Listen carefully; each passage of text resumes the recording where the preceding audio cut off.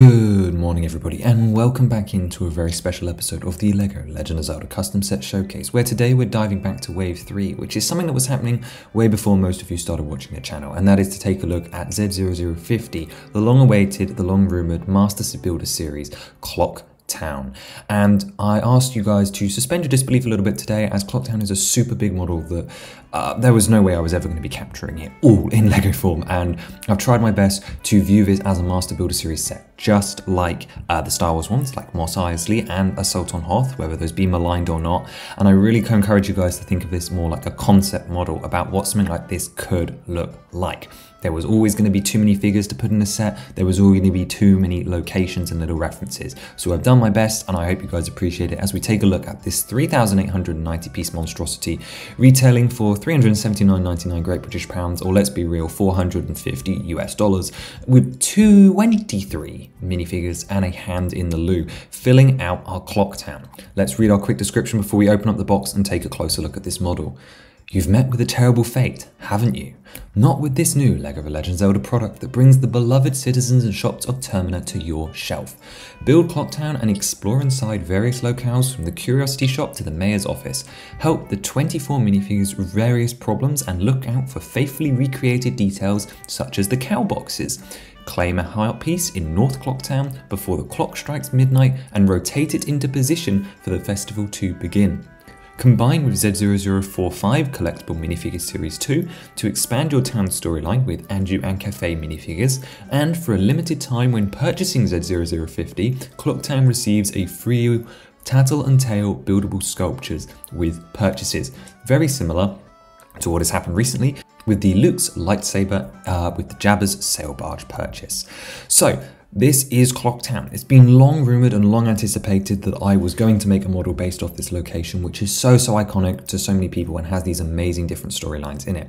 And the model recreates aspects of West, East, Central and North Clocktown in various degrees of detail. As it's a Master Builder series set, it has to look good, but does have compromises for play features, as you guys know. So I've tried my best to find a happy medium between making it look good on the shelf, be recognizable, and have interactive elements for your minifigure stories.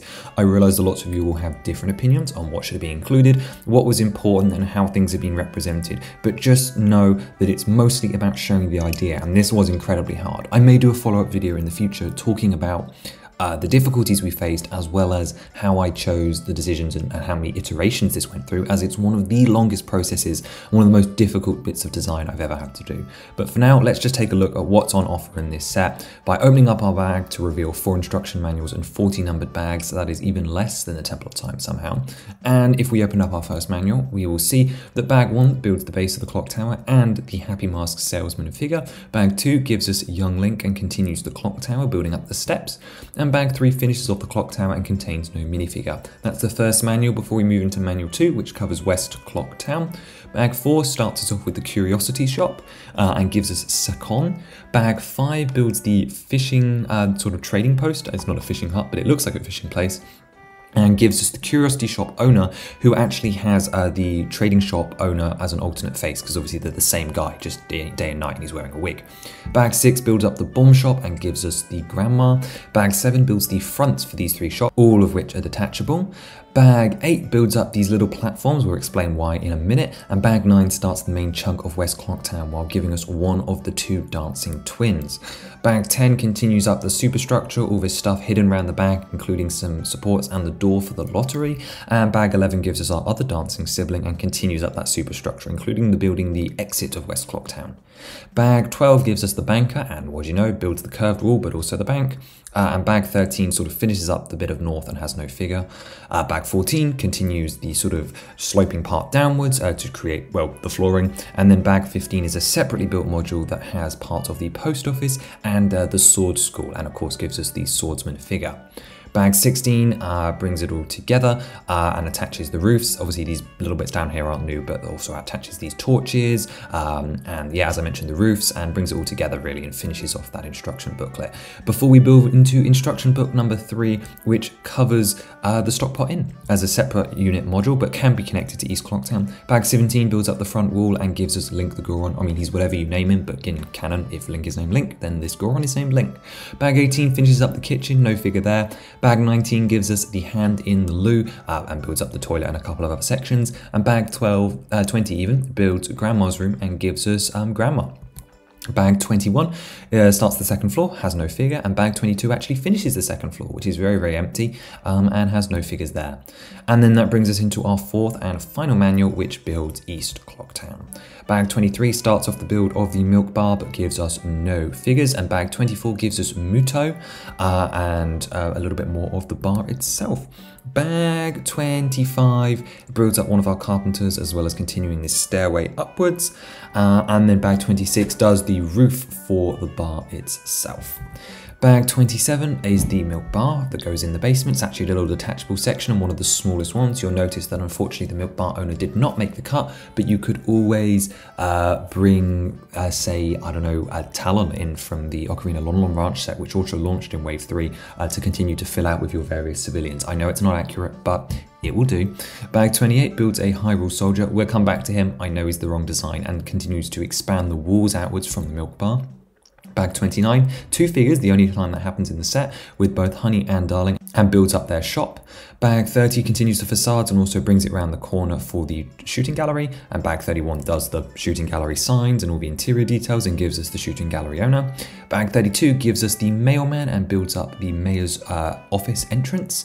Bag 33 gives us Jim the bomber and continues that entrance, before bag 34 moves over to another separate build, building up a bit of the underground tunnels, which bag 35 continues, and then bag 35 puts the mayor's office on top of this, as well as giving us the receptionist. Bag 37 is Madame Aroma and builds her side of the mayor's offices, and bag 38 builds Mayor de Tours and gives us him as a figure.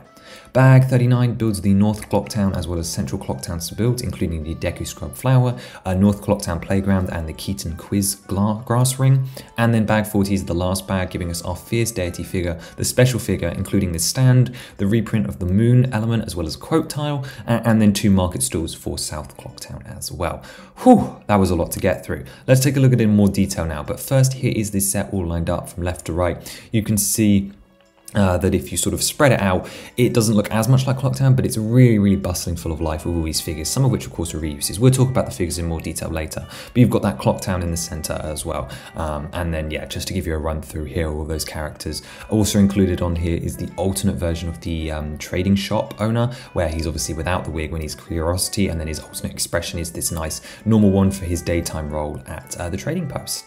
And yeah, everyone else is on here, including the hand in the loo. Great figure inclusion, Octane, well done. And then here it is all lined up in a more realistic pattern. So this is actually laid out as it is in game. You can see it's very crowded like this. It doesn't look particularly good because you've got all these interiors coming around the back, but that is the curse of the Master Builder series, especially for such a big location. I realize that some of you would have wanted me to put walls around it, but let me remind you, this is already 3,800 pieces and none of it's raised up like it would need to be in order for that to work. And there's no floor in the front of South Clocktown. Negative space is important. So think of this like a playset. Let's just keep on looking at all these details. And here it is in a cheeky house layout on a shelf. Another set in the background, the champions are in just a normal room. This is just, yeah, a little bit messy, but I like the idea of how this is how it looks. I also mentioned before we dive in that this pairs, the promo for this set is Z038, the Tattle and Tail buildable figures. So just like the Luke's Lightscaper, if you bought this set first maybe month, probably 2 weeks, let's be honest, if stocks last, you get the buildable Tattle and Tail, which is one of the most lackluster sets we've ever done. This one obviously was part of Wave 3. Again, most of you have not seen Wave 3 because it was a super long time ago. So if you haven't, check out the Wave 3 playlist. There are plenty of other sets in here. And to be honest, yeah, Clocktown really finishes out this wave and really makes things sort of come together and make much more sense. Like this, Andrew and Cafe's inclusion in the figure series was always designed because they're popular, so there was cheap ways to get them, but so that for just an extra, I don't know, $10, you could get your 2 other really important characters to flesh out the Clocktown scene even more, and that brings our figure count to 26. Let's go and take a look at the completed model. Editing Octane just jumping in here to say that new instructions are available today. Today we are launching Z049, the Yiga Clan Attacks, which is now available over on my Rubricable page. Unfortunately, this one's for a short fee, but there are plenty of other free instructions over on Rubricable right now. Thank you very much and enjoy the rest of your video. So starting off with our South Clocktown builds, I want to start with these market stalls. What a weird place to start, but as I mentioned, you get 2 of them in the set, and the idea is that you can sort of place them out the front of the clock tower to create the stalls that you sort of jump and see and parkour on in the game. And on them, of course, it gives us an opportunity to include some nice stickers and prints. So for example, on the first one, we have a bottle here, just a random bottle, and then a 2x2 tile with a sticker of a map of Termina on it. This one is the Majora's Mask 3D map, but to be honest, I imagine it as more of an artistic representation of the N64, or the one you actually see on your HUD in game. I think that's more interesting to me personally, but that's just me, never really mind. And then on the other one we have another 2x2 tile, which is supposed to represent the land title deed, which could of course go with the scrub that's not included in this set, with a bottle of Chateau Romani, which will be appearing as elsewhere as well, and then as well as a sack, which I suppose you could see as a bomb bag, or just, I don't know, anything really, Deku Nut upgrade, literally anything. Anyway, they're on these nice 6x6 wide stools. They've got jumper studs, meaning you could put any other items from the set in here, such as the Moons tier, which is included in this set, because in Wave 3 we also had this part recolored in trans green for the Silent Realm Trial for a Feyor's tier from Skyward Sword, and I wanted to reuse the mold. And this was already originally planned. Like, this is not me like going back in sense. The reason I chose to make a new mold for Feyor's tiers is so that I could then use it for the Moons tier as well. And I know the business scrub himself isn't here, but his flower is here as well, which you can see here. And I'm really actually pleased with this build. I think it came out incredibly. I really love how it looks. And part of that is just the layering effects. We've got some lime green leaves, and then making use of this this newer piece, this 2x2 with the double rounded edge, and then a black tile underneath, which can actually fit the hole in. So again, no Deku Scrub to burrow in here. Deku Link will appear in another set. But yeah, again, a nice inclusion, feels super iconic to the game, so I felt it had to be here. But let's move on to the actual clock tower, perhaps the most important and iconic part of the set. It's built on its own unique base and is raised up slightly, and you've got representations of the stairs that go up on the side here using some grill plates. This is a model I've showed off before because this is the part of the set I was actually really happy with and the part I did first. From there you can see we've got the owl statue off to one side where it would be in Majora's Mask 3D, I want to say. And then up the front you've got these 2 angled 2x4 brown tiles that lead up to the point where there would be a heart piece. There is a heart piece included in the set, but it's not designed to go here. That is mostly so that the doors aren't obstructed, because if you pull this section around the back, then out drops the doors, revealing a crude staircase which doesn't go anywhere but illustrates the point of going up. Now this is not the only transformation that showcases Midnight hitting on the 3rd day, because if you pull up this middle section here, yeah, that's right, it just pulls up. There is a locking mechanism to keep it in place, but you pull it up and then pull down backwards, you've unlocked it, and then you can slide it down so that the sort of clock face then sits upright like you would expect, and is ready for the Skull Kid and Link fight, which you can see here. And I really like how this was centered. This was obviously the most important feature to get right, and well, I am pleased that I was able to achieve it. So yeah, I think it looks really great, and as it angles backwards. Now the clock face itself has plenty of the accurate details. It's sort of a cheapified version because it's a smaller scale, making great use of these golden wings.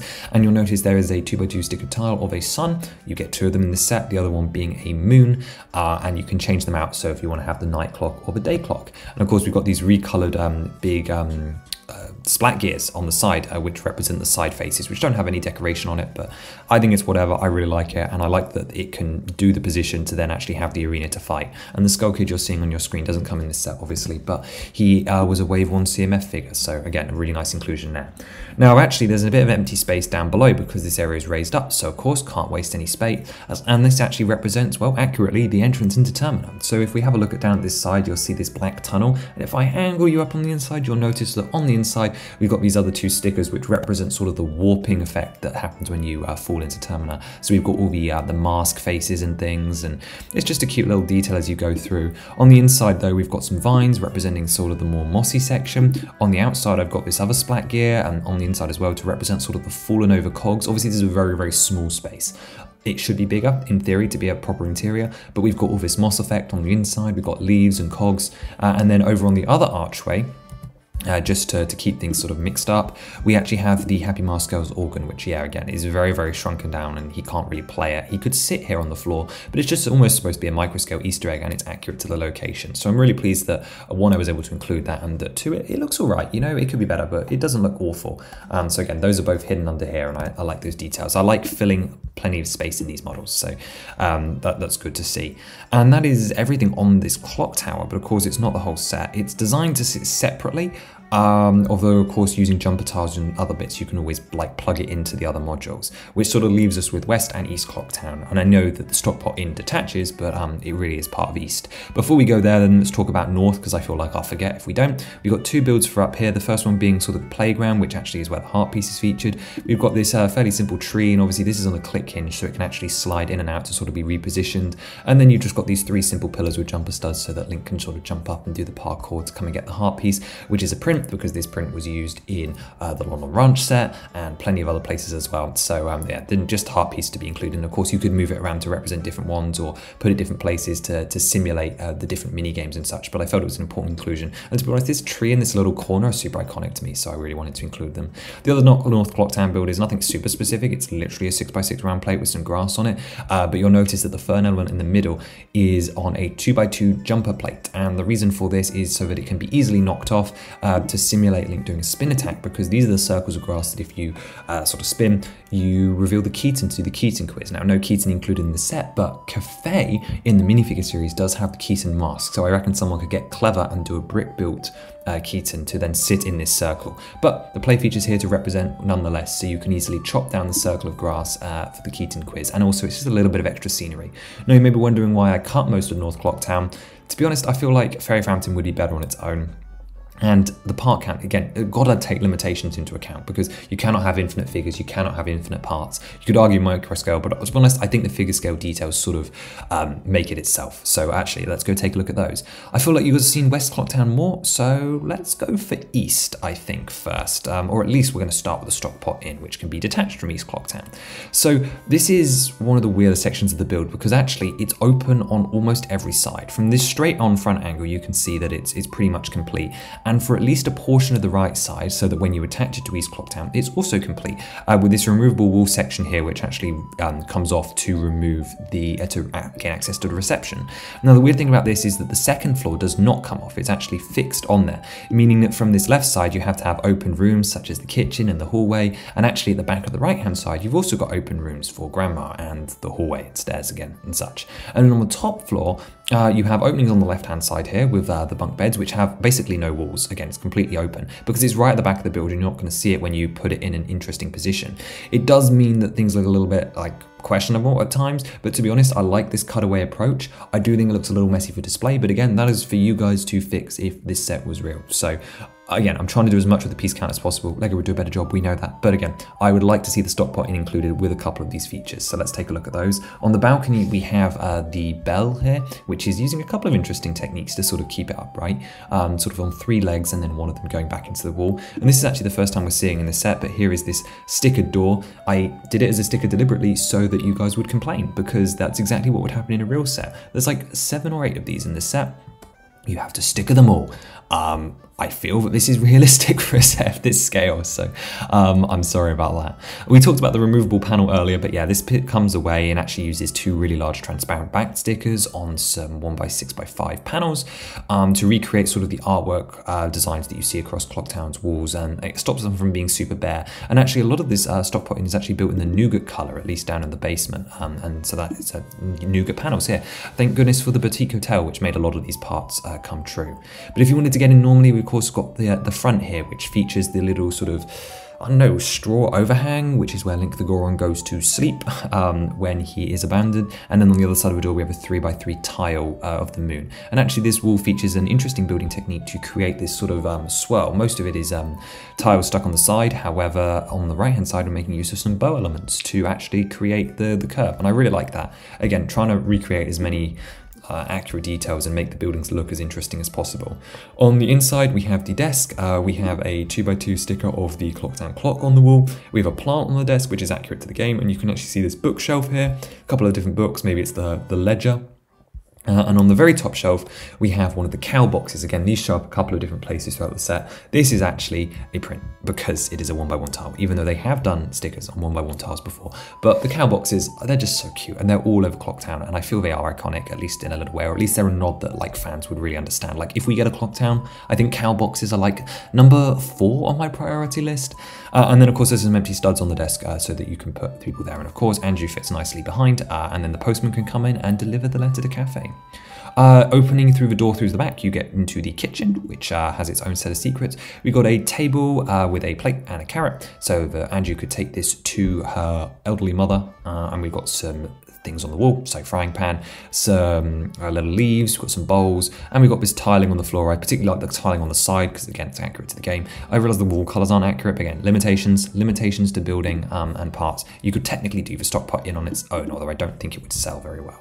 And just behind the kitchen, if you come around the corridor, we got the stairs, and under the stairs is the hand in the loo, which to be honest, now that I'm thinking about it, that new hand element from the Wednesday sets for Thing would be like perfect. However, this toad arm also works particularly well, and that's just stuck into a Technic brick that is resting on the side, which I think is another fun little detail.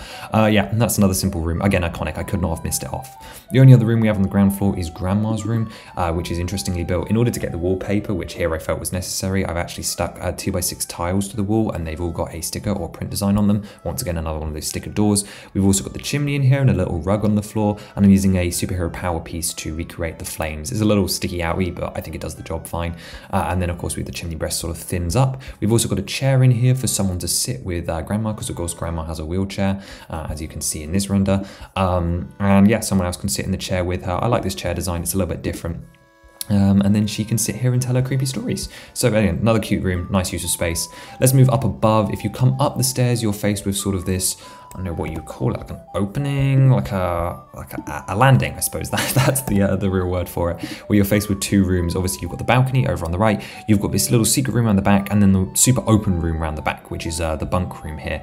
If you go in there, of course, this is where you'd find like the twins practicing. So we've got a treasure chest, which could have the 100 rupees. Naturally, the rupee pack, which we created for Wave 3, would be included in this set. For those of you who don't know, this is a family mold, so very similar to the Ninjago weapon packs, the Lord of the Rings weapon packs that we've had, the helmet pack in Lord of the Rings, but all the superhero elements like the energy effects, and basically you get a bag of them, and all like 8 of these rupees, 2 red, 3 blue, and 3 green, all come in a set, and then you can put them in a chest of your choice. We also have a plant on a table again, and then the bunk beds, which of course fit some figures, which again is nice. And then in the wall here, you can see this 2x3 tile, and if you push that out of the way, you actually see the hole in the wall. Now this doesn't actually feature in the game, but if you stand next to a wall, it's so thin that Tattle gives you a prompt to listen, and through listening to that wall at the right time, you can see Angie's room, which is where she is keeping her wedding dress, which you can see here is another sticker on a tile. And in this room doesn't really have any good access, so I've broken the wall off, and there's another table with a plant on it, and then just a chair for someone to sit in there waiting. So 2 windows on the sides. Again, I could have left this one open, but I needed it to be closed on this side so that it looked good next to East Clocktown, which is what I'm going to show you now, because that's pretty much everything out here. So as mentioned, this can be displayed completely separately, although I think it looks best when we put it next to East Clocktown, or sort of attached to it, which you can do with this 2x2 jumper here. Again, to really do it properly, you'd have to detach it when moving it around, but I think it looks really, really sweet and sort of fills it in. Yeah, again, you've got that giant opening, but I particularly like this angle from the back where you can kind of see the mural up against the stairs. It feels really good to me, even though there's no exit by the mayor's shop, the mayor's side to sort of go through to North Clocktown. But you could always do that by just sort of moving the stock pot in forward. So you've got options. Basically, again, customizability was the name of the game, and recreating as much of Clocktown as possible. So that was cool. And here you can actually see the clock tower connected to East as well, which, yeah, this is crazy model. Crazy model. Doesn't look great, to be honest. I don't know. I have mixed feelings. I'm really proud of it, but also, look, it proves that the concept works. It needs some execution. It needs a real designer's love, which I am not. But anyway, let's just focus on what we have got here today. So East Clocktown was actually the last area of this model I designed, and I think it might be my favorite. I don't know, I just really like the interior details over here. There's some areas that are lacking, but I actually think this is a particularly solid model. On the main sort of courtyard area down below, we have this sort of tiled design, again, just representing the patterns that are on the floor. It also gives you an opportunity to have some studs to post some figures, but also breaks up this massive dark tan space. As you can see, this is a pretty long and thin module. Like we talked about earlier on, the mayor's office section actually does detach, so you can get better access. So it doesn't have to be this long, but I think the best way is for the mayor's section to be attached. And we have all of the various shop facades down behind the doors. So let's start over on the far right, where we have this wooden section of the wall here, which is where a silver rupee treasure chest is included. Obviously no silver rupee in this set, but we do have the green, blue and red ones. We have the octo sign above the door of the shooting gallery using 2 stickers. We've got some nasty 1x1 round circle stickers, and we've got a 2x4 printed tile with this sign in Hylian language, and then some tentacles coming down over the door, which is on a 45-degree angle. I love that door frame piece. And then a little bit further along, we have the Honey and Darling shop, where we have the 2 targets above the door, as well as the funny little eyebrows, and then also the basket above the door, so that you can actually do the parkour where you jump across, then you jump across, then you jump onto the basket, and then up behind the octo sign, which isn't here, but you can just imagine that you sort of run along the top and then jump down to this section here where the chest is, which is just floating on a 6x6 platform that I know does not look stable in this render, but there is enough support for it as well, so we're fine. Then if we go a little bit further along, we've got the 2 pillars either side of the East Clocktown door. You notice that a couple of the larger panel elements that are being used for the wall actually have stickers on them. Here, just a brickwork one, very similar to the one in the Fire Sanctuary set. And then that brings us over to the milk bar, which is so colourful. I really love it. Actually, down on the bottom, we even got light yellow is a colour that actually does appear in the MM3D one. And a lot of inspiration was taken from MM3D specifically because it's so much more vibrant. Although some stuff was taken from Ocarina 64 as well. So, Majora's Mask 64 even. And the milk bar actually has a unique door. So that is featured here, again, sticker. And there's a 2x3 sticker showing the opening towns outside, and then a 3x3 rounded tile, which is slowly becoming one of my favourite parts, as I talked about in my Epic Mickey and Disney Clock Tower video. I love that part. So then another sticker up there. Then as you move up the building, you've got these medium nougat dark orange brickwork, and this leads into use of the arch pieces that are, again, amazing parts to recreate this sort of lumpy transition from that into the tan, followed by a dark red row, and then back to the dark orange, while we also have this straw roof sort of snot built, like cascading inwards. And then we've got this beautiful steep staircase here, and some sort of light bluish grey walk rug as well. And this is obviously all to hide the milk bar that sits underneath, which doesn't have a removable top. You can actually view it around the back. Up on top, we've got this fencing around, and then sort of on the bigger wall, you've got a sort of an illustration of it continuing to go up. Again, I could have continued this whole roof the whole way down, but it just didn't need to be that tall, so it was a waste of parts. So we've got this sort of inverted brown slope layer, and then also some dark red cheese slopes in between to sort of make it look like a, I don't know, like a layered wooden effect. And then of course on top we've got the bright yellowish orange toothpiece and the medium nougat wedges in various different shapes to recreate the straw texture. You've obviously got the path, so if we come up the stairs, it goes around, and then it does step back up to go up to the brown fencing area, but as you can see here. But then we also have the mailbox over in the corner, the mayor's door, which has a new print as well. This is featured multiple times in the set. 4x4 tile with a logo, 2x3 tile with the opening times, and then of course, as I mentioned, the post box in the corner, which also has a sticker on it. And then right in the corner, we have the entrance to the bomber's hideout. You may notice that this is blocked off. Obviously, it's not blocked off in game because Jim guards it. But what I thought would be a fun feature is to have a staircase that goes down into the basement. But I wanted access to the milk bar below, so it needed to fold up. But when it folds up, it actually looks like a grated door. So that's really, really cool because it actually features almost like a gate blocking you access until Jim gives you the code. And then you fold it down. And if you take a look on the other side, yeah, it does block off the milk bar, but it comes down. And then just to its right is the entrance into the sort of bomber's tunnels, which lead to the Astral Observatory. Again, not included in this set, but I had the space, so I included the tunnels. And then of course, then above all that is the mayor's office. Let's go back though and start at the other end of Clocktown where we first started off with the shooting gallery. So on the inside, this is a pretty simple one. We've got obviously the blue floor. We've got the little bench behind which the owner can stand, which has a little life preserver on it, which I think is super cute. Above the door, we have a fish, which is a bit of a nod to the fishing holes as well for MM3D and just in general. I think it's a nice touch. And then of course we have the mini game. There's a little step which Link can stand up on.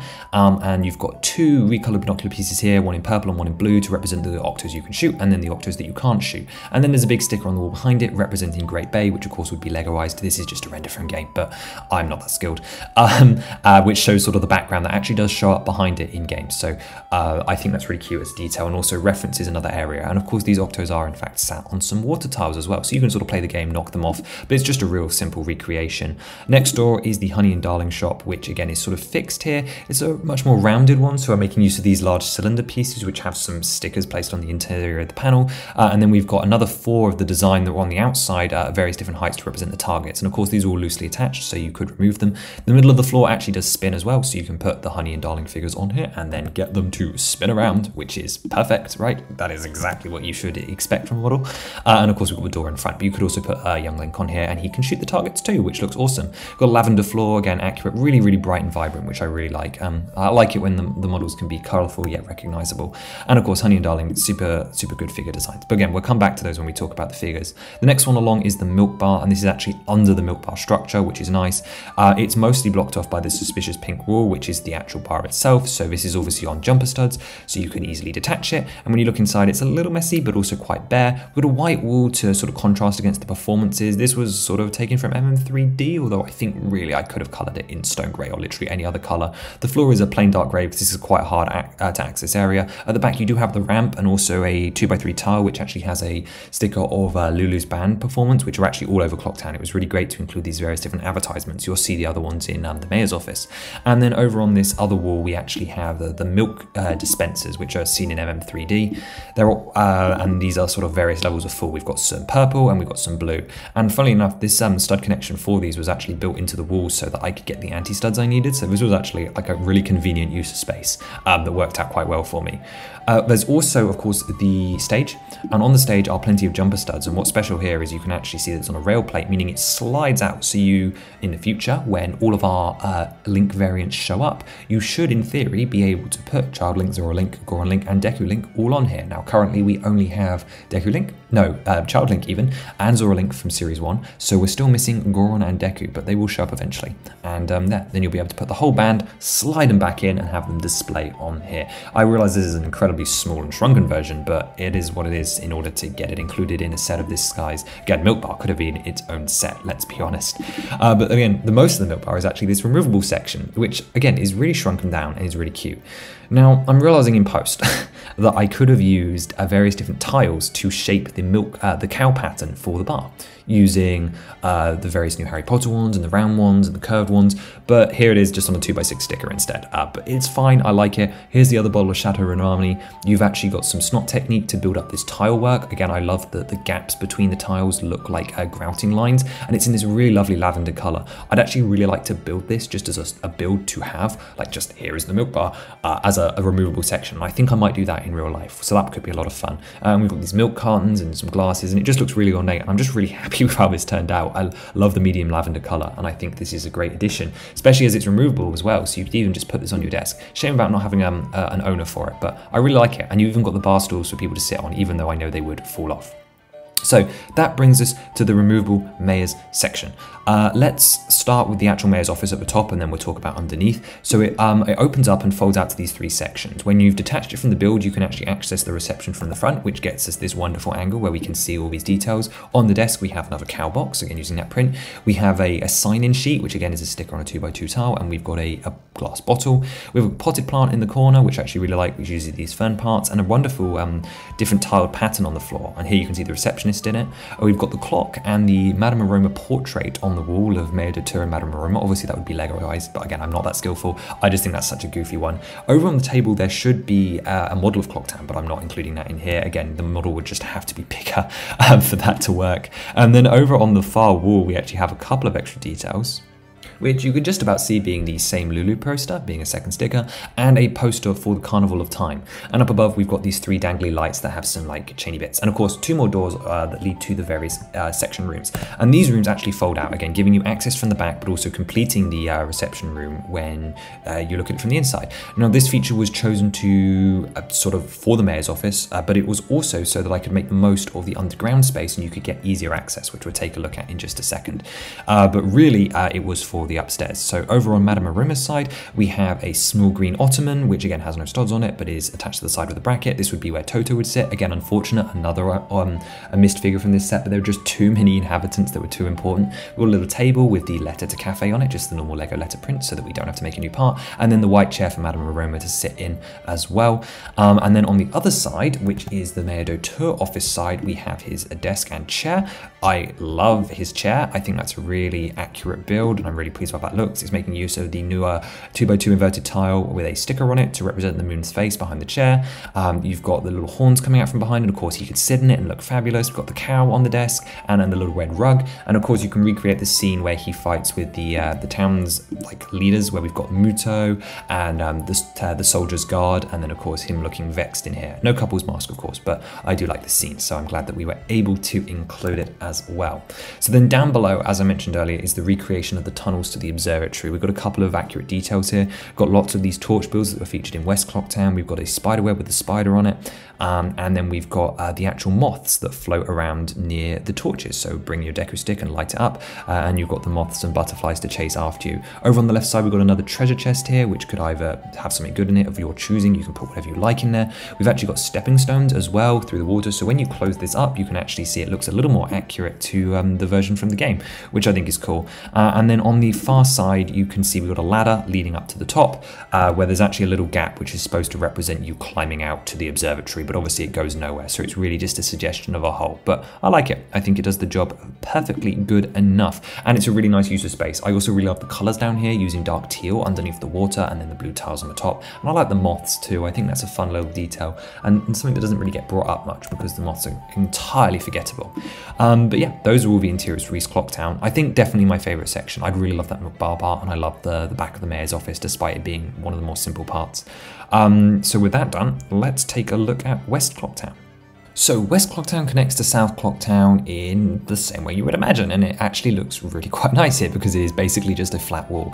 Before we even get into what's actually in the west, you can see that on this south-facing side, I couldn't just leave it ugly and open because there's actually basically no shops here, because there's the bank and then there's the lottery, and those both detach in different ways. So instead, we have these large amount of panels which all have these beautiful stickers with this sort of mural design and window design. There are too many stickers, there are too many panels, this is not realistic, but I do like how it looks, so it is included here. Now, as far as accessing the actual west portion itself, once we detach it, you can see that the shops on the far west side are actually fully removable.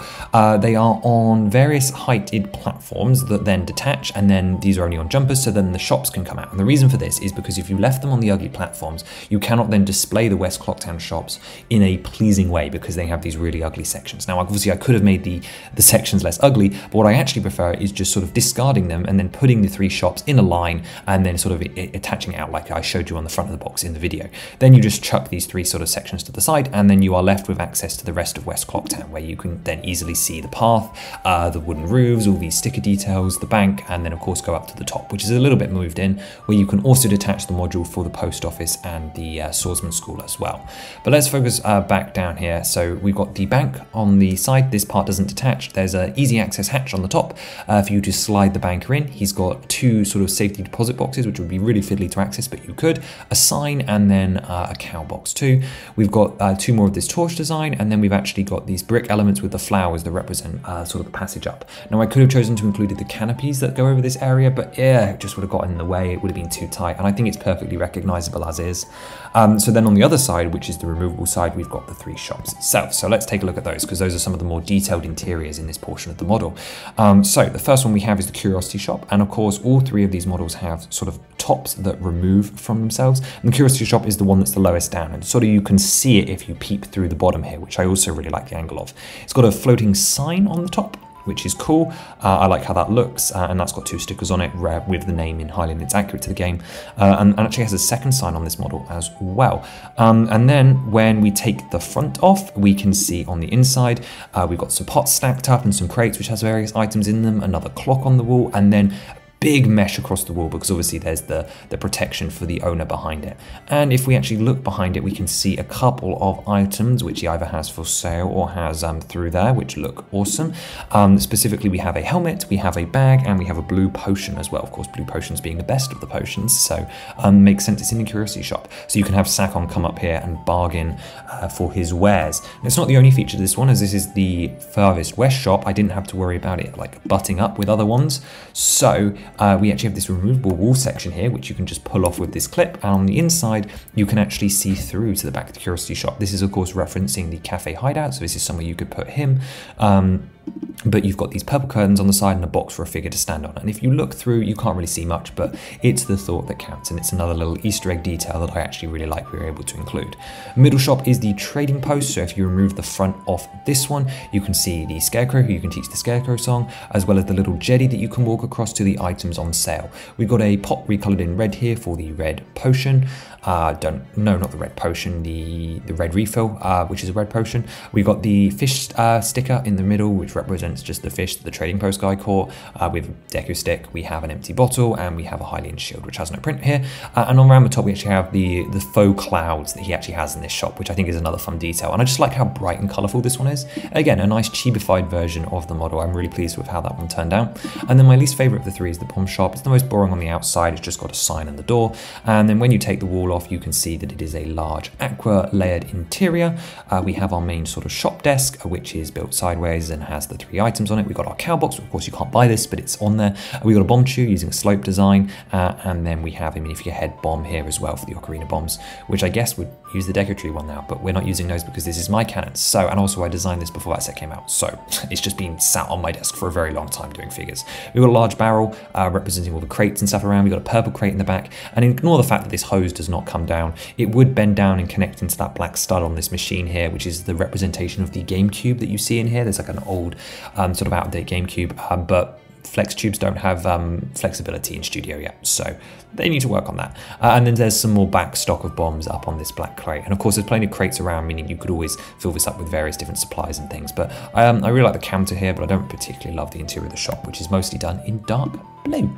So those are the 3 shops on the west. Obviously you can display these separately or have them up to make the narrow alleyway, whatever you like. I personally prefer them open, but I also do think it would have been heinous not to have them be able to be attached. I did try multiple options where it would fold out and various different things, but this worked the best in the end, just having them removable. It's a shame that so many parts have to sink into the bases. I tried to make them as minimal as possible, but it is what it is.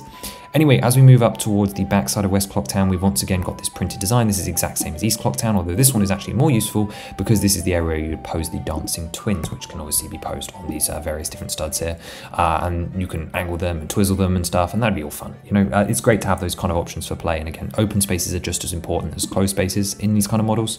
As far as rooms are up here, we've got the lottery room. So we've got the door here, and you can just, if you open that, you can see inside. And we have this turntable, which can spin around to whether the lotto is open or whether it's closed for the day. Again, cute, realistic detail. But for better access, this actually slides out the top. It just sort of like pops out, and then you can see the 2 sides better. On one side, we have this 2x3 sticker, and then the pot with the magic juices coming out of it, with the rainbows. It's like, yeah, enter the lotto today. And then we have the closed come back side, which is a lot simpler to allow this thing to rotate in such a small space. Last 2 doors are up by the West Clocktown entrance, which is ringed in blue for the Zora. We have the Sword School, which has these hanging banners outside, and then the post office, which actually has another unique door. There are so many unique doors in Clocktown. It's crazy. And this back section is also removable and has 2 rooms. Again, not much when you detach it, but when you attach it, at least has 3 walls. On the postman's side, we have his bed. There's a little divider wall, which would have had stuff on it, but again, it's just mostly to separate his bedroom. And he's got his schedule on the wall on this blue tile. I really love that. That reminds me of Winter Village sets from like 2014. And yet another clock. I'm starting to think that part should be a print. And of course, we can place the postman on his bed to play his mini game as well, as if he's running here after a long day and he's about to flee. And then on the other side, we have the Sword School. Which is, again, this is a very simple room. There's basically a simulation of steps up to the top. He can sit on these 2 studs, and he's got another cow box. And then there is a little play feature here on the floor where you can actually slide this log up and down to simulate it coming out of the floor to be hit and chopped. And of course, it's sat on a jumper, so it can be easily removed as well. So yeah, just slide this little red lever up and down, and the log comes out of the floor. Again, another nice little detail, but very, very simple. And that's actually the last major room we have to take a look at. So let's go and take a look at the figures now. So our first figure up is a young Link. This is the exact same young Link that's been featured in sets since Wave 1 in Goma's Nest, and then also in various other sets. Anyway, specifically in Wave 4, but this is a Wave 3 set. He's using the design. I don't really feel we need to talk about this, and the same hair mold he's been having since Wave 1. Yes, I know it doesn't look like the one from the official set. I'm keeping to my own canon because this is its own universe. I'll have to make a video about that. And he also has a Moon's Tear, like I mentioned earlier. This is the piece that I recolored from the Feyor's Tear from Z036, the Silent Realm Trial, into light blue. Again, just to get another key item, and he looks great. Again, must have inclusion. You could argue Deku Scrub Link would have been as well, but he is coming in a set soon, so I didn't want to. Next most important character in the set, Happy Mask Salesman, who has a lovely little backpack build. You can see here he's got leg printing and torso printing, no arm printing because his arms are actually pretty simple. You could have argued I'd given him the golden bangles, but I didn't. He's got some gold printing around his neck, and then a very smiley facial expression. Really struggled how to do his face because it's not very minifigure-like, but I found a compromise. And then he's just using the comb over hairpiece because I wasn't making a new mold for him for his ears. On his back, he's got a neck bracket, and then he's got his sort of sleeping roll up the top, and then some 1x1 tiles all around the backpack to represent the different masks. You can see these two here representing, well, designs you can actually see. And his backpack's just built in medium nougat. I actually really love this idea for his masks on the back, and obviously there would be the Mario one further around, you just can't see it in this angle. And then onto the third most important figure in this set, and to be honest, the most desirable. This figure actually comes with the stand, as you're seeing on your screen now, which features a quote, "Whether a parting be forever or merely a short while, that is up to you," by the Happy Mask Salesman. And above that you can see the moon, which actually featured in the advent calendar. This is no different to the one in that set from the first advent calendar wave, just floating above it in miniature. Obviously it should be much bigger, but this is just for the display and to look cute. And then there are two studs next to it to display Fierce Deity Link, who we'll talk about in just a second. Choice to quote, I know it should be You've Met With a Terrible Fate, or the other famous one, Dawn of the Final Day, but I chose this one because I think it fits and I want to include all three, and all three quotes will appear. So, Fierce Deity Link has a new modded sword. I had no choice. I didn't want to. I didn't want to waste a mold slot on it, but I felt like I would have been murdered, so there we go. Molded sword for the Helix sword. It looks cool, it's dual molded, and sits in his hand. He has the same hairpiece, just in new colors as all the other figures, and he has dual molded arms, dual molded legs with printing, and a beautiful torso print, and then a face expression. The other one would have been an angry face on the other side. All out figure because we have no choice. He's a fan favorite. He has to look right, and I chose this this sort of pose for him where he's got the sword out down by the back of his side. I like this version of him. No pupils, of course, because it makes sense. I just like it. It's a cool outfit, and I know it's not the best drawn figure ever, but I really like how it looks. Let's move into the side characters though. We got the banker. I had the bank, so I had to have the banker, and I realized that logic doesn't apply. And here he is with some plain green legs, really plain arms, an almost plain torso with just the belt, and then a head, which is really interesting. It's using the existed sort of hairpiece that you recognize, and then actually printed on his face is this dark red line to represent the lower fringe, which actually creates kind of a shadow, and I like that because it makes it look less uncanny with the fact he has no eyes, which looks creepy anyway. Let's move on though to the Curiosity Shop owner. We have some printing on his legs here for his plaid pants. We have the sort of vest over a blue shirt, and then as I mentioned, this is a dual molded head. One side is bold, with the sunglasses and for his shady Curiosity Shop appearance, and then the other side is this happy smiley face for when he put this hairpiece on, and now he's the Trading Post employee from the Trading Post, who is, it's the same guy, he just puts glasses on and takes his wig off. But yeah, there you go. Trading Postman and the Curiosity Shop employee, same figure, dual purpose. Really love that. I'd have to get two, right? But like, it's cool. Grandma here is using the dress technique from Rivendell to sit in her wheelchair, which is brick built. We've got the wheels here with the spikes on, which I always found odd. Her face was actually really hard to do because she has a really unique head shape, and I just chose to give her this long hair in grey. No nose, of course. I mean, you could have used Pinocchio's face piece, but they're just not going to. And then for her eyes, I just tried to make her look kind of blind or senile, like she's lost a lot of her sight, and she's got a creepy mouth. And she looks really creepy, and she's got her little shoal around her. You'll notice a lot of these figures won't have arms or leg printing because that's just not realistic. And then there's some printing on this slope, or sticker on this slope, to represent her little blankie as well. Next up we have Honey and Darling. I'm doing these two together because they're inseparable. Very plain figures, literally no printing on Darling because he literally has a t-shirt and shorts, like trousers that are plain, so he just gets a face print, which is probably a reused face. And then we have the sort of hair here, which is in like the slick back old man Luke style, because like, what even is that? Like, what is that piece? Like, there's no hair for that. So this is the closest, again, trying to bring them into high definition. And then Honey is using the sort of Dumbledore hair, like the newer one in dark red, or the one that you've just used for Sally actually in Nightmare Before Christmas. Again, reused face, plain white torso, and then just some printing on this light aqua dress, which I think looks really nice. And of course, they pose here together as if they are on their spinny turntable. We have the hand in the loo. Yep, this is a one piece. We would have talked about him, probably would be better as the Thing piece from the Wednesday sets, but I also think this Toad hand works really well, and this is just in medium, like light nougat, like a flesh color tone. Should be in white or tan really, but I like that best. We got Jim the Bomber, who's using a pirate bandana. He has some simple torso printing, no arm printing, and there's just some basic dual molded legs that doesn't necessarily need the toe printing really. I chose mid legs so that he can move around and run around and pose. And then he's just got like a childish, angry face, no secondary expression because the bandana doesn't come low enough. And then he's got the bomber's notebook, which has a sticker on the front for the bomber coat, which I think is really nice. No, I didn't give him his blowing pipe, but yeah, it is what it is. No hair curl lever. Again, we've got to reuse as many parts as possible because this is such a large figure selection. Just look at Avengers Tower, half those figures are reuses. I've already been more than generous. Speaking of reuses, actually, we have Judo, the first of the dancing twins, who almost has an identical print to her sister, who just has a different color. She's got her hair in a bun, as you will see on the other one, and she has got her arms up and she's dancing. And then her face is a double-sided face, so that you have one side for her, and then you have one side for Marilla, who is her sister. Very different, slightly different facial expressions. Really, they could both share the same, but I like the idea of being a dual molded head that's used for both, like the Rivendell statues.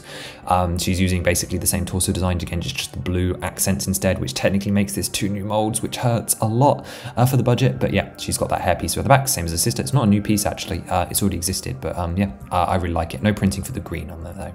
We have Link the Goron, who's using my Goron designs. I know a lot of you want my Gorons to be different, but here it is, consistency's sake. Mid legs in dark tan, very simple torso and arm printing. I think arm printing for this one I passed because like it's the Goron symbol, like it has to be there. And also you could just steal them from other Gorons and just reuse the arms. So hopefully they're in production, meaning it's a reused part. And then he has a sack on his back to store his belongings. He has a sad looking facial expression and then just an unprinted blue cap because his room just got stolen. Oh, don't you just feel bad for him? And then next up we have Madame Aroma, who is using the storm cloth piece recolored into bright light orange for her flowy cape.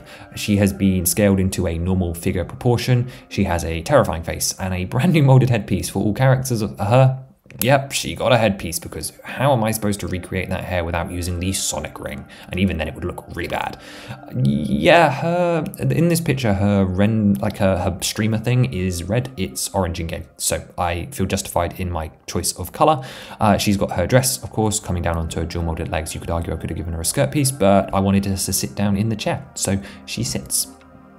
Next up we have her husband, Mayor Dotor, who has some simple legs, some simple torso printing, nothing on the arms because again they're too simple. Probably could have given him some shoulder epaulets. And then he's got a facial expression with his eyeliner underneath, though they're just actually his eyelashes, aren't they? But anyway, they're prominent underneath his figures. And actually he's using an existing hairpiece. This is the Beast one from the Marvel Series 2 from X-Men 97. So that looks really great on him. And they dual molded printed it. No, they printed on it for black for Beast's ears. So why couldn't they do the same for a Hylian's ears? And actually that works pretty well actually, as far as a purist or a solution goes.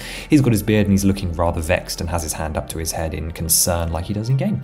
Muto is another character that features heavily, and also he features in Ocarina of Time. So he is here with his big expression as he's laughing at the idea of the moon falling because he could never believe it happened. He has his tiger stripe printing on his legs and his sort of open dressing gown, whatever you want to call that, coming down. He just has plain blue arms because I didn't think dual molded were important enough. His mouth's open, he's got his moustache and his angry expression. And next up we have the old lady, who is using some very simple torso printing. Could even be a reuse from Ninjago, to be honest, one of their civilian torsos. She's got a closed mouth facial expression and just the classic old person hair. She's actually got a clip on her back for the bomb bag, which she kind of look like she's holding, and instead of using legs to get that middle height, she's using the one brick and one plate dress design, which actually has some printing on the front. Again, another important inclusion. The postman here, dual molded legs and a printed torso, plain arms, and he's got an out of breath facial expression because he's running around, and his hat kind of did have to have printing. And this also doubles up as a mask. Hey, that's another one off the list. But yep, he's running around to deliver all the mail. I felt like he absolutely had to be here. Next up, we have the receptionist. She was a last minute addition. There was originally a different figure in here for this, but I wanted the mayor's scene to be complete. You could argue that this should have been the milk bar man and then just left the mayor's desk blank, but I felt it was also important to have one specific civilian, like that was just a generic one that could kind of do all of those different jobs. She's got some torso printing, plain arms, plain legs, a little bit of hip, and then an existing face, probably raised, and then a green hairpiece, which I think might already exist, I'm not quite sure. Next up we have Sukan again, and a plain figure. Lots of these Ocarinas and MM ones are just really plain. So he's got his plain legs, plain torso with a little belt, and then just a really happy facial expression as he's about to ruin everybody's day. And you can see him running around jaunting. Again, he's another one that kind of works to fill out almost any space. You can have him around the clock tower, around north, or around west, or around east. He could be anywhere, really. We have the town shooting gallery owner, who has the mullet piece, which is great. Some torso printing, no arm printing, and some leg printing for his little stripy trousers, which is super cool. And his face was another one that was super difficult. Yeah, I really have no idea what they would do if they ever made him. I don't think they ever will though. So yeah, here it is. He looks great. Another good one to have. We have the swordsman as well, who is sat down here. He actually has dual molded legs between the light nougat and then blue for his shorts. And then he has his open chest with his hair and then plain arms. Here's another one that doesn't really have eyes, so I did the same technique as the banker to slightly less effect here, where he's got brown hair, the newer Dumbledore piece again, and then just some brown printing on his head to represent sort of the shadow and the extra bit of hair coming down, because there really is, again, no good hairpiece for this one. I really don't know what to do for characters like this. We also have Saburo, who's actually a reuse, or this is actually his original appearance in Wave 3, who will then go on to appear in the Gerudo Fortress set from Ocarina of Time. So he is here as Muto's henchman, and that just is a reuse for later on. He's again got the mullet piece, and he's got his vest, and then some simple leg printing. This figure looks a little worse for wear because he's a Wave 3 figure that was drawn earlier. And then we have a Clocktown guard, and I promise I'd talk about him because he is in the Breath of the Wild Tears of the Kingdom outfit. Yay, even though the Ocarina ones and Majora's ones look different. Now, consistency. Why would I print a different one that's slightly more accurate when you could have one type which you can army build across all sets? It just makes sense that it would be the more modern design and be consistent across everything. We see it happen all the time. I've done it with my Bokoblin and Lizalfos as well. To me, it just makes sense that this is the same guard outfit that appears in the Breath of the Wild and Tears of the Kingdom sets. Although you Eagle Eye viewers will notice that this figure has had an upgrade and has its line and artwork redrawn, because this was a Wave 1 figure that desperately needed some attention. So he looks much better now as well, and just has printing all over. But again, the reason it can do that in a set like this is because it's a reuse. And yeah, he looks nothing like how he's supposed to. And that is every figure in this set, which brings us to an end of this Mahusa video. Thank you anyone that is still here. I'll keep the ramble short because, to be honest, I could do a follow-up about the development and the choices made here, but I really appreciate all of you that were willing to sort of take this at value. This has been in the work for so long, and I had such a clear vision for what I wanted. It's really one of the few locations that could work as a master builder sorry set, the other one being a sort of tribute Hyrule Castle, which you'll see in the future. And it was really a chance to include so many wonderful NPCs, but also these iconic locations and little details, stuff like the cow boxes and bomb shoes on display. They really stand out to me, and I really love how it came together. It's definitely not my most polished model, but like you can see even by looking at the box here, it's incredibly hard to display on one thing because it looks ugly from so many angles, but yet it's so charming at the same time. Obviously, they should never release this as is. They need to figure it out, right? But the development on this was just truly insane. And there is truly no way to capture every character and every moment and every person's experience. You can't even put Clocktown in a wall, which is what I originally wanted to do, was literally have a half semicircle and then a front semicircles that could open up like a circular doll holes, like Bespin Cloud City, but just bigger and more complicated. But that's so many wasted parts on walls that just aren't necessary, and curves and angles to fill in gaps. Part counts don't go a very long way, and this one was already almost at 4,000. Which is crazy. Yeah, so I appreciate everyone that can sort of see the concept and experience the vision and just sort of accept it for what it is. It's an imperfect but interesting idea, and I hope you guys see the magic of what this set could be with a real designer's talent. As for Wave 3, well, to be honest, I think it really does fill in the gap. I was sad that this set wasn't able to launch with Wave 3 because it was sort of stuck in development like purgatory, but it really does make this wave feel a lot more cohesive, a lot like the Tears of the Kingdom wave that we've seen, because now you spot those links across the various sets, like the Castle Troop battle packs going with the Hyrule Castle sets and now having a soldier guard over here, but also the Silent Realm tier and then the Moons tier coming together, having Adult Link and the Ingo and Malon in the Escape from the Ranch, which could then almost double up as Romani Ranch, having Cafe and Anju in the figure series, and having the Beaver Bros. And actually, the Clocktown is the entire reason that this box art is purple. Oh, I would also have a Tattle and Tail promo, but this is the whole reason it's purple, and I couldn't even do the justification at the time. So it feels very rewarding to now see it all come together and have like the full figure lineup. I might redo the Wave 3 recap at one point, just so that you can see all these together, truly with all the links together, because this wave was just supposed to be as cohesive as the others, and it never had that opportunity. As a D2C, it also fills in a nice gap, and actually, it now means that every custom set from 1 to 50 has been finished. No customs, no needed to, I don't think there's even any more remasters that need doing between 1 to 50. So now, we really do move on to getting towards 100. We've got those last couple of Wave 4 sets, and then some special stuff coming up as well. In fact, next week, there's going to be an Echoes of Wisdom set. But yeah, as a D2C lineup, we have Clocktown, the Temple of Time, the Hylian Shield from Wave 2, the Botanical Collection, Master Koga, and then of course Lookout Landing, which should be 14+, but I've put it here reluctantly. And yeah, this is an impressive lineup now. There's some heavy hitters here. No, I'm pleased. I think I can take peace in Clocktown. I'm happy with how it turned out in the end. But I think mostly Let me know what you guys thought down below. Let me know what you thought of this Mahusa model and all the details. Of course, let me know what you would change, but as always, be kind. I do my best to compromise. I really try to think about every little detail, and it's just not possible to catch everything. Again, I hope some of you can see the vision through the sloppy execution, and I will see you next week for a set that I'm very excited about. It's an Echoes of Wisdom set, and I will see you again next Friday. Take care now. Bye-bye.